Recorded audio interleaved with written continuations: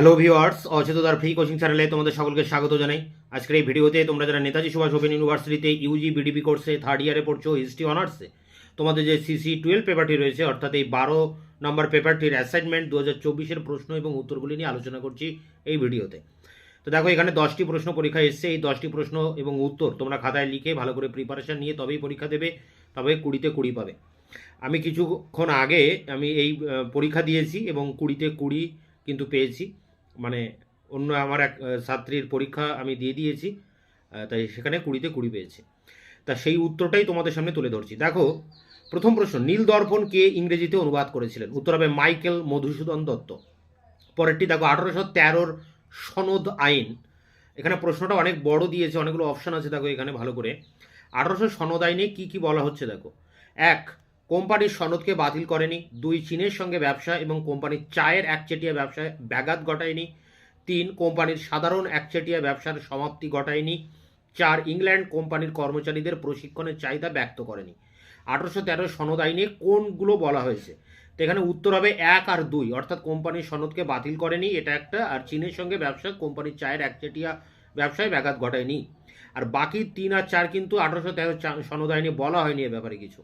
তাই 1 আর 2 কিন্তু এক্ষেত্রে উত্তর হবে। অর্থাৎ এখানে তোমরা অপশান পাবে এ অপশান, এ দাগের যে অপশানটি পাবে 1 এবং 2, এই অ্যান্সারটাই তোমরা করবে।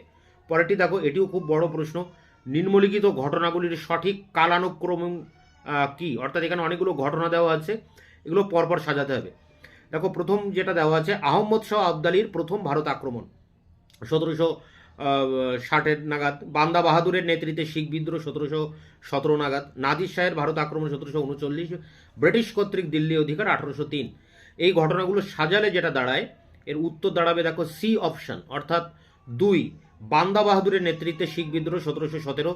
তারপরে আছে 3, অর্থাৎ নাদির শাহের ভারত আক্রমণ 1739। তারপরে আছে 4, 1765 নাগাদ আহমদ শাহ আবদালির ভারত আক্রমণ। এবং 4, ব্রিটিশ কর্তৃক দিল্লি অধিকার 1803। 2, 3, 1, 4, 2, 3, 1, 4, সি দাগের উত্তর এখানে তোমাদের করতে হবে। 4 দাগের প্রশ্ন, the poverty and un-British rule in India বইটি কার লেখা? উত্তর হবে দাদাভাই নৌরোজি। পরেরটি দেখো, এখানে একটা তালিকা দিয়েছে, প্রথম তালিকা দ্বিতীয় তালিকা, এর মধ্যে মেলাতে হবে। প্রথম তালিকার সঙ্গে দ্বিতীয় তালিকা মেলাও। প্রথম তালিকায় এবং দ্বিতীয় তালিকায় দেখো কি রয়েছে। প্রথম তালিকায় 1-এ যেটা রয়েছে, বাংলার প্রথম গভর্নর জেনারেল, এপাশে আছে লর্ড মেকলে। সুপ্রিম কোর্টের প্রথম প্রধান বিচারপতি লর্ড ক্যানিং। গভর্নর জেনারেল কাউন্সিলের প্রথম আইন বিষয়ক সদস্য ওয়ারেন হেস্টিংস। ভারতের প্রথম ভাইস রয় তথা গভর্নর জেনারেল, এখানে এলিজা ইম্পে। তো এখানে তোমরা জানো ভারতের প্রথম গভর্নর জেনারেল ছিলেন ওয়ারেন হেস্টিংস, অর্থাৎ 1-এর সি উত্তর। সুপ্রিম কোর্টের প্রথম বিচারপতি ছিলেন ডি এলিজা ইম্পে। গভর্নর জেনারেলের কাউন্সিলের প্রথম আইন বিষয়ক সদস্য ছিলেন লর্ড মেকলে, এ। এবং ভারতের প্রথম ভাইসরয় তথা গভর্নর জেনারেল ছিলেন লর্ড ক্যানিং, 4-এর বি। তো উত্তরটা তোমরা দেখে নাও, বি অপশানের উত্তর হবে 1-এর সি, 2-এর ডি, 3-এর এ, 4-এর বি। তোমরা এই অ্যান্সারটা ভালো করে দেখে তারপরে অ্যান্সার করবে। পরেরটি দেখো, 6 দাগের প্রশ্ন, দ্বিতীয় ইঙ্গ মহীশূর যুদ্ধের সময় গভর্নর জেনারেল কে ছিলেন? দ্বিতীয় ইঙ্গ মহীশূর যখন হায়দার আলীর সাথে ইংরেজদের হয়, তখন ইংরেজদের গভর্নর জেনারেল ছিলেন ওয়ারেন হেস্টিংস। বন্দে মাতরম প্রথম প্রকাশিত হয়েছিল আনন্দমঠে। আনন্দমঠ গ্রন্থে বঙ্কিমচন্দ্রের বন্দে মাতরম গানটি লেখা আছে, তাই আনন্দমঠে প্রকাশিত হয়। পরেরটি, নিম্নলিখিত ব্যক্তিদের মধ্যে কারা সাঁওতাল বিদ্রোহে বিশিষ্ট ভূমিকা পালন করেন? এখানে 4 জন ব্যক্তির নাম আছে। 1 সিধু, 2 শম্ভু, 3 কানু, 4 বিরসা। বিরসা ছিল মুন্ডা বিদ্রোহের, আর সিধু কানু ছিলেন সাঁওতাল বিদ্রোহের। অর্থাৎ উত্তর হবে 1 আর 3। দেখো ডি দাগের উত্তর 1 আর 3। এরপরে যে প্রশ্নটি দেখো একটু বড় আছে প্রশ্নটি, বাংলার দ্বৈত শাসনের সময় যে ব্যক্তি নবাবের পক্ষে সহকারী সুবাদার এবং কোম্পানির পক্ষে সহকারী দিওয়ানের ভূমিকা পালন করেছিলেন, তিনি হলেন মোহাম্মদ রেজা খান।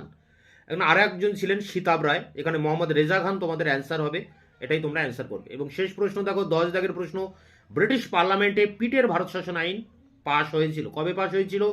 1784-তে পিটের ভারত শাসন আইন পাশ হয়।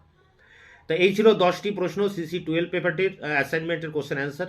তোমাদের এই ইয়ারের আমি CC11, CC13 পেপারটির অ্যাসাইনমেন্টের অ্যান্সার এবং DS 41-এর অ্যাসাইনমেন্টের অ্যান্সার ইতিমধ্যে দিয়ে দিয়েছি।